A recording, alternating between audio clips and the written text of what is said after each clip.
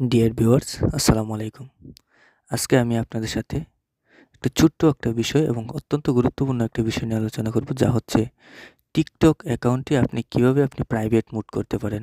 অর্থাৎ আপনি আপনার টিকটক অ্যাপসটিকে আপনি লক করে রাখতে পারেন।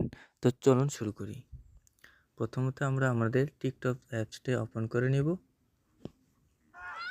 তারপর আমরা এই নিচে গিয়ে প্রোফাইল আইকনে একটা ক্লিক করে দেব।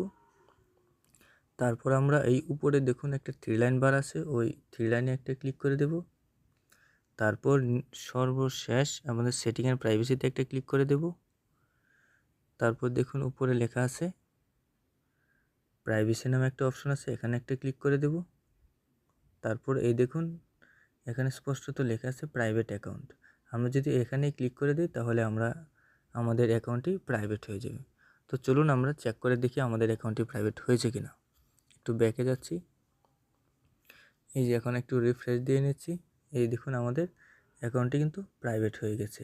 আপনারাও চাইলে এভাবে আপনার অ্যাকাউন্টটি প্রাইভেট করে রাখতে পারেন আপনার নির্দিষ্ট পছন্দ অনুযায়ী, এবং কি পরবর্তীতে যদি আপনার অ্যাকাউন্টটি আবার পাবলিক করতে চান তাহলে সেম পদ্ধতিতে আপনি আবার অ্যাকাউন্টটিকে পাবলিক করতে পারেন।